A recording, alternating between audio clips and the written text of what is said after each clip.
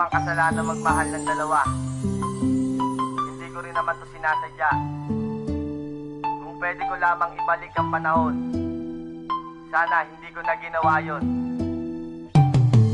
Kasalanan ba ng taong magmahal ng dalawa? Kasalanan rin ba nating magmahal ng iba? Bakit ba tayo ganito, hindi kontento sa isa? Meron nga bang pagkukulang upang humanap ng iba? Kaya ngayon pakinggan nyo ang daloy ng aking buhay, tungkol sa dalawang babaeng minahal ko ng sabay, inibig ko ng tunay. Ito'y parehas at pantay, pero hiling ko lang naman sanay. Huwag kayong mag-away ng pisa ang mga to, nang ako ay napatambay. May nakita akong babae at siya sa akin sumabay. Tinanong aking pangalan at kinuha aking number. Di ko sukat akalain puso niya sa akin ay hyper. At sumapit na ang araw na maging magkasintahan, magkasama araw-araw at sabay pang maghapunan. Ngunit meron diskusyon na sa amin ay bumangga. Yun ay nabuntis ko siya, kaso hindi pa ko handa. Kasalanan bang magmahal ng dalawa?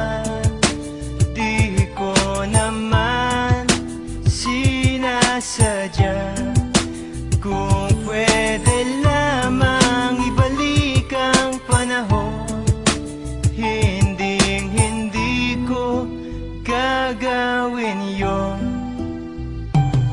May dumating na okasyon, birthday ng isa kong pinsan. Nagpunta ako doon at kami ay naginuman. Ang dami mga bisita, kaibigan at mga tropa. Ang dami ring babae at baklang mga paronda. At may tropang dumating, may dala-dalang babae. Ito'y napakaganda, ang pula na mga labi. Yung tuloy ay nabigane, ang isang katulad ko. Agad-agad ang nilapitan, isip ko ay tuliro. At may epekto na ang alak dito sa aking sarili. Di na ako nahihiya at di na mapakali. Palakasan ng loob, agad akong nagpakilala. Ay salamat, buti na lang di niya ako dinedma. Isang tanong, isang sagot, ito na aking banatan. Bumigay na siya, agad di na ako pinahirapan. Di rin sumagi sa aking isip na ako ay may asawa. At pagising sa umaga, doon ko lang ko naalala. Kasalanan bang magmahal ng dalawa?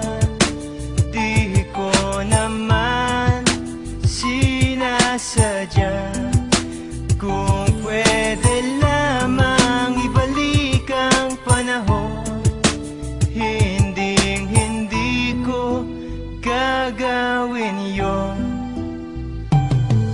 Ako ay nag-iisip kung ano ang gagawin. Iniisip ko na rin kung paano pagsasabayin aking nagsisilbing asawa at ang syota kong isa. Ano kaya ang mangyayari pag nakita na sila? Patay-patayan na ako pag nangyari na ito. Malaking kaguluhan pag ako ay nabuko. Pero sana wag naman kasi hindi pa ako handa na talikuran ng magulang ng tinuring kong asawa. Kasi sila ang nagturo sa akin na maging masipag. Sila rin ang nagbigay sa akin ng isang sagip na ang lahat ng problema meron tong solusyon. Umisip tayo ng mabuti para maging konklusyon. Ito aking sitwasyon, gusto kong kalimutan na ang aking naging kabit. Sana'y wag nang humabol pa. At pangako ko na rin na siya ang nakalaan. Makasama ko sa buhay, ligaya walang handa. Kasalanan bang magmahal ng dalawa? Di ko naman sinasadya.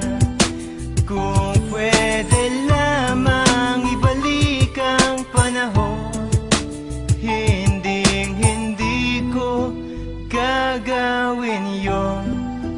Kasalanan bang magmahal ng dalawa? Di ko naman sinasadya.